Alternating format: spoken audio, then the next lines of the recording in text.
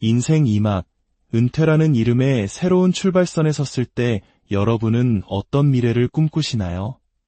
평생을 쉼없이 달려온 우리에게 은퇴는 고단했던 삶에 대한 보상이자 오롯이 나 자신과 가족을 위해 시간을 쓸 수 있는 소중한 기회일 것입니다. 오늘 우리는 그 소중한 꿈이 한순간의 잘못된 선택으로 어떻게 무너질 수 있는지 한 남성의 가슴 아픈 고백을 통해 들어보려 합니다. 이 이야기가 여러분의 삶에 깊은 울림과 지혜를 전해주기를 바랍니다. 안녕하세요. 저는 올해 65, 평생을 성실하게 살아온 대한민국의 평범한 가장입니다. 작년 가을, 저는 33년간 몸담았던 공기업에서 정년퇴직을 했습니다. 퇴직하던 마지막 날, 동료들이 건네준 꽃다발과 뜨거운 박수, 그리고 그동안 정말 수고 많으셨습니다. 라는 인사는 아직도 귓가에 생생합니다. 집으로 돌아오는 길, 후련함과 함께 그래도 내 직장 생활 참 잘 마무리했다는 뿌듯함이 밀려왔습니다. 퇴직 후 반년은 그야말로 꿀맛 같은 시간이었습니다. 아무런 계획도 걱정도 없이 아내와 함께 그동안 미뤄왔던 국내에 여행을 다니고 거실 소파에 편안히 누워 평소 읽고 싶었던 책들을 마음껏 읽었습니다. 제 인생에 다시 없을 평화로운 나날이었습니다. 하지만 그 평화는 어느 날 갑자기 예고도 없이 산산조각 나고 말았습니다. 지금부터 제가 들려드리는 이야기는 바로 그 끔찍했던 경험에 대한 기록입니다. 부디 이 이야기를 듣는 여러분만큼은 저와 같은 어리석은 판단을 하지 않으시길 간절히 바랍니다. 은퇴 후 저는 아내와 함께 오랜 시간 꿈꿔왔던 전원 생활을 실현하기로 마음먹었습니다. 젊은 시절부터 늘 아내와 약속했었죠. 은퇴하면 도시를 떠나 시골에 아담한 집을 짓고 작은 텃밭을 가꾸며 흙냄새를 맡고 살자고 말입니다. 직접 키운 상추와 고추를 따서 저녁상에 올리고 마당에는 제가 좋아하는 커다란 개 한 마리를 키우며 여유롭게 노년을 보내는 것. 그것이 저의 소박하지만 간절한 꿈이었습니다. 그 꿈을 이루기 위해 저는 평소 여행 삼아 자주 찾았던 강원도 평창 근처의 땅을 알아보고 고즈넉한 한옥 스타일의 전원주택을 지을 구체적인 계획까지 세우고 있었습니다. 그런데 어느 날 저와 같은 날 정년퇴직한 입사 동기 민수가 저를 찾아왔습니다. 민수는 제게 단순한 직장 동료가 아니었습니다. 30년 넘는 세월 동안 회사의 희로애락을 함께 겪으며 가족보다 더 많은 시간을 보낸 제 인생의 가장 가까운 친구였습니다. 그날 민수는 제 전원 생활 계획을 듣더니 걱정스러운 얼굴로 말했습니다. 태식아, 내가 꿈꾸는 그 전원 생활 말이야. 나도 생각해봤는데 요즘 한국 시골은 우리가 생각하는 그런 낭만적인 곳이 아니야. 시골 터세가 얼마나 무서운지 알아? 외지인이 들어오면 마을 발전기금이다 뭐다 해서 돈부터 요구하고 그런 신고식을 제대로 치르지 않으면 온갖 텃세를 부려서 사람을 못 살게 군대. 실제로 기촌했다가 지역 주민과의 갈등 때문에 적응 못하고 다시 도시로 돌아오는 사람들이 얼마나 많은데. 우리 작은아버지도 3년 만에 두 손 들고 올라오셨어. 민수의 말은 제 마음에 작은 파문을 일으켰습니다. 실제로 뉴스나 주변 사람들을 통해 시골 텃세에 대한 이야기는 종종 들어왔기 때문입니다. 민수는 잠시 말을 고르더니 제게 전혀 생각지도 못했던 제안을 했습니다. 자연 속에서 조용한 노년을 보내고 싶은 거라면 차라리 우리 뉴질랜드로 가는 건 어때? 거긴 정말 지상낙원이야. 공기는 말할 것도 없고 자연경관은 그림 같지. 범죄율도 낮고 사람들도 여유로워서 은퇴자들이 살기엔 세계 최고라고 하더군. 우리 둘이 같이 가면 외롭지도 않고 정말 멋진 노년을 보낼 수 있을 거야. 나중에 손주들 데려와서 조기 유학시키기에도 이보다 더 좋은 환경이 없고 가장 친한 친구의 제안은 강렬하게 제 마음을 흔들었습니다. 한국 시골의 정겨움도 좋지만 민수가 그려주는 뉴질랜드의 광활한 자연과 평화로운 삶은 왠지 모르게 더 근사하게 느껴졌습니다. 무엇보다 손주들의 교육 문제까지 해결할 수 있다는 점이 큰 매력으로 다가왔습니다. 한국의 치열한 입시 경쟁 속에서 아이들을 키우고 싶지 않다는 며느리의 말이 떠올랐기 때문입니다. 그날 이후 저는 며칠 밤낮으로 깊은 고민에 빠졌습니다. 내가 정말 이 나이에 정든 한국을 떠나 머나먼 뉴질랜드까지 가도 괜찮을까? 영어도 서툰데 낯선 땅에서 잘 적응할 수 있을까? 아내에게 조심스럽게 이야기를 꺼내자 아내 역시 걱정 반, 설렘 반의 표정이었습니다. 우리는 그날 밤 잠도 자지 않고 유튜브를 통해 뉴질랜드 이민 성공 사례들을 찾아봤습니다. 화면 속 푸른 초원과 아름다운 해변, 그리고 그곳에 정착한 한국인 부부들의 행복한 미소는 마치 우리 부부의 미래인 것처럼 느껴졌습니다. 아들과 며느리에게 상의하자 그들 역시 아버님, 좋은 생각이에요. 저희도 나중에 아이들 데리고 꼭 따라갈게요 라며 적극적으로 찬성했습니다. 결국 저는 강원도 평창의 전원주택 계획을 완전히 접고 친구 민수와 함께 뉴질랜드 투자 이민을 준비하기로 결심했습니다. 은퇴 이후 처음으로 미래라는 단어가 제 가슴을 설레게 했습니다. 하지만 그 결정이 제 남은 인생을 얼마나 깊고 어두운 구렁텅이로 밀어넣게 될지 그때는 정말 꿈에도 몰랐습니다. 그해 6월 초 민수와 저는 강남 테헤랄로에 위치한 한 이민 컨설팅 사무실을 찾았습니다. 엘리베이터에서 내리자 고급스러운 인테리어로 꾸며진 응접실이 우리를 맞았습니다. 벽 한쪽에는 20년 경력, 뉴질랜드 전문 이민 컨설팅이라는 문구가 금색으로 빛나고 있었고 다른 쪽 벽에는 뉴질랜드의 아름다운 해안가를 배경으로 환하게 웃고 있는 한국인 가족들의 사진 액자들이 걸려 있었습니다. 그 모든 것이 우리에게 깊은 신뢰감을 주었습니다.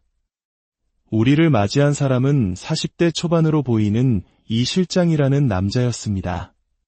그는 첫인상부터 말투, 태도까지 흠잡을 데 없이 부드럽고 정중했습니다. 민수는 이미 그와 여러 차례 통화를 한 듯 익숙하게 악수를 나누며 저를 소개했습니다. 실장님, 여기는 제 입사 동기이자 저와 함께 뉴질랜드로 가려는 친구입니다. 저희 둘이 함께 진행할 계획이니 상담 잘 부탁드립니다. 이 실장은 환하게 웃으며 우리를 회의실로 안내했습니다. 그는 대형 모니터를 켜고 환상적인 영상 하나를 보여주었습니다. 영상에는 푸른 초원과 에메랄드빛 해변이 어우러진 드넓은 부지가 나타났고 이내 그 위로 고급스러운 리조트 조감도가 그려졌습니다. 아름다운 수영장, 산책로, 골프장, 레스토랑까지 마치 뉴질랜드 관광청의 홍보 영상을 보는 듯했습니다. 바로 이 프로젝트입니다. 퀸스타운 레이크사이드 리조트. 뉴질랜드 정부가 투자 이민자 유치를 위해 공식 허가한 복합 리조트 개발 사업입니다. 퀸스타운은 남반구의 스위스라 불릴 만큼 경관이 뛰어나 전 세계 은퇴자들이 가장 선호하는 곳이죠. 지금이 바로 투자 최적기입니다. 정부 승인이 막 떨어진 신규 프로젝트라 올해 마지막으로 배정된 물량일 수 있습니다. 저는 반신반의하며 물었습니다. 뉴질랜드는 자연환경 보호가 까다로워서 이런 대규모 개발 허가가 잘 안 나는 걸로 아는데요. 이 실장은 기다렸다는 듯 서류 봉투 하나를 꺼내며 자신감 넘치는 목소리로 말했습니다. 사장님, 조사를 많이 하셨네요. 맞습니다. 그래서 이 프로젝트가 더 특별한 겁니다. 이곳은 뉴질랜드 환경보존부와 퀸스타운 지방정부의 엄격한 환경 영향평가를 모두 통과한 국가 차원에서 지원하는 사업입니다. 개발사와 이민청, 지방정부가 3자 협의로 투명하게 진행되기 때문에 안정성은 100% 보장됩니다. 그는 공사 현장이라며 사진 몇 장을 보여주었습니다. 사진 속에는 중장비가 분주하게 움직이는 현장과 기초공사가 한창인 모습이 담겨 있었습니다. 더 이상 의심할 여지가 없어 보였습니다. 민수가 투자금에 대해 묻자 이 실장은 미소를 지으며 설명했습니다. 두 분이 공동 명의로 투자하시면 각자 약 4억 원 정도면 충분합니다. 이 금액으로 평생의 전원 생활과 영주권, 그리고 안정적인 투자 수익까지 3마리 토끼를 모두 잡으실 수 있는 겁니다. 무엇보다 두 분의 투자는 가족 전체가 함께 행복해질 수 있는 미래를 사는 것입니다. 가족이 함께 행복해질 수 있다. 그 말이 제 심장에 그대로 와서 박혔습니다. 그것이야말로 제가 은퇴 후 가장 바랐던 것이었기 때문입니다. 며칠 후 저와 민수는 현장 답사를 위해 뉴질랜드행 비행기에 몸을 실었습니다. 인천공항에서 배웅 나온 아들과 며느리, 그리고 귀여운 손주를 안아주며 조금만 기다려라. 할아버지가 곧 너희들을 이 좋은 곳으로 데려올게라고 속으로 다짐했습니다. 12시간의 비행 끝에 도착한 퀸스타운의 풍경은 말 그대로 그림 같았습니다. 창밖으로 펼쳐진 설산과 호수, 끝없이 이어진 초원은 제 모든 걱정을 눈 녹듯 사라지게 만들었습니다. 다음 날 저희는 컨설팅 회사에서 소개해준 개발사 현지 담당자와 함께 리조트 공사 현장으로 향했습니다. 차로 40분쯤 달려 도착한 곳에는 서울에서 사진으로 봤던 것처럼 중장비들이 분주하게 움직이고 있었고, 입구에는 레이크뷰 하모니 리조트 개발 현장이라는 커다란 간판이 걸려 있었습니다.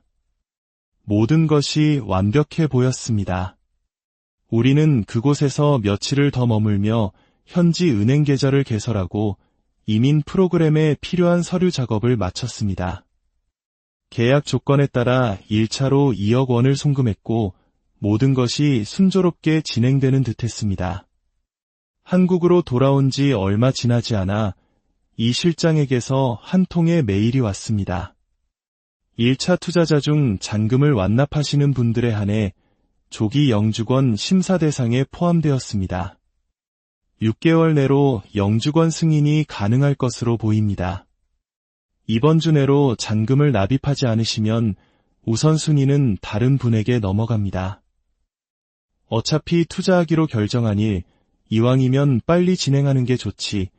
저는 서둘러 살고 있던 아파트를 담보로 대출을 받아 남은 잔금 2억 원을 송금했습니다. 그리고 얼마 후 아파트를 처분하고 뉴질랜드로 떠나기 전까지 잠시 아들 집에 들어가 살기로 했습니다. 생각보다 빨리 영주권을 받을 수 있게 되었다는 기쁨에 저와 아내는 모든 것이 계획대로 착착 진행되고 있다고 굳게 믿었습니다. 하지만 그로부터 2달쯤 지났을 때부터 이상한 조짐들이 나타나기 시작했습니다. 리조트 현지 사무실에 전화를 걸면 담당자가 수시로 바뀌었고 매주 보내주기로 했던 공사 진행 보고서는 한 달이 넘도록 오지 않았습니다. 재촉하는 메일을 보내면 내부 정비 중이라 다음 주에 공유하겠다는 답변만 돌아올 뿐이었습니다. 투자자들이 모여있던 단체 채팅방에서는 현장에 가봤는데 텅 빈 부지만 있더라는 불안한 글이 올라오기도 했습니다. 그리고 어느 날 개발사 연락처가 바뀌었다는 황당한 공지 메일이 날아왔습니다.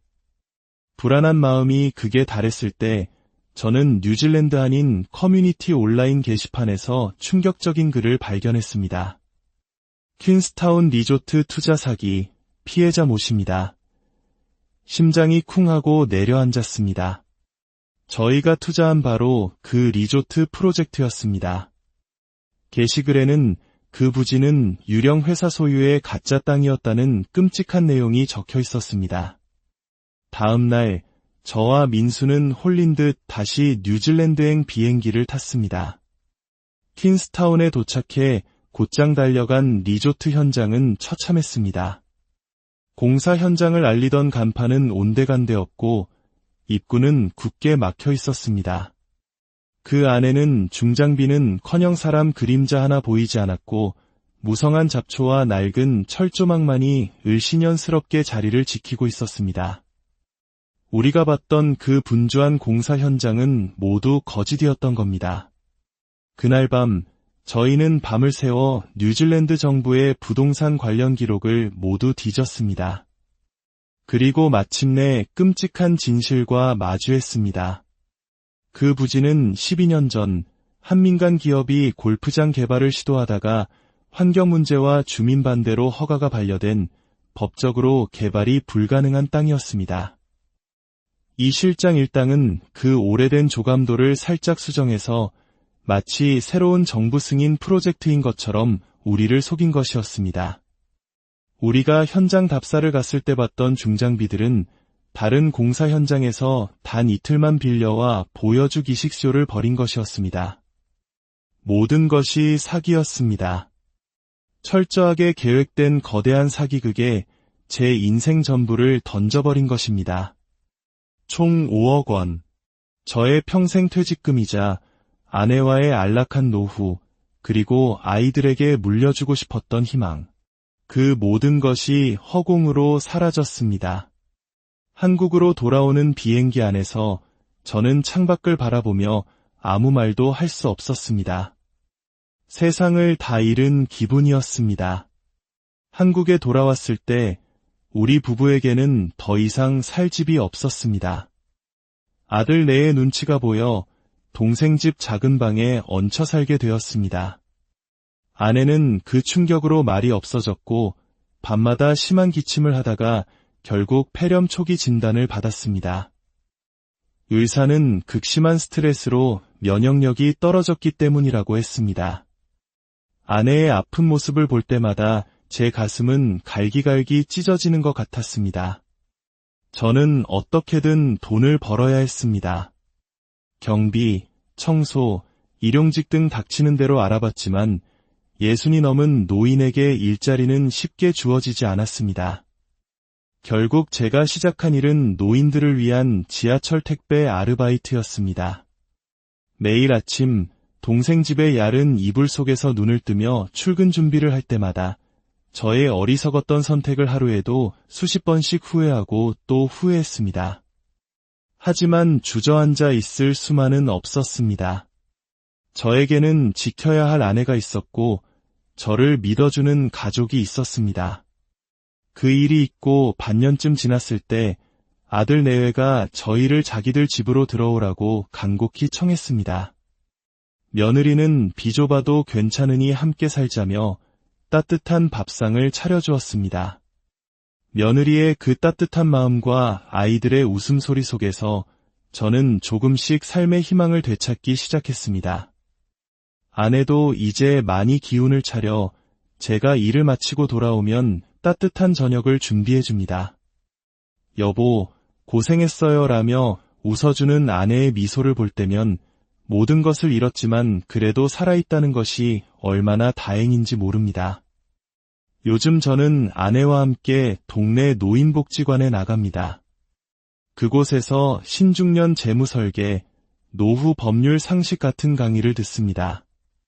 너무 늦었다고 생각했지만 이제라도 진짜 시작해야 한다는 것을 깨달았기 때문입니다. 은퇴 후 가장 중요한 투자는 먼 타국의 부동산이나 달콤한 사업 제안이 아니었습니다.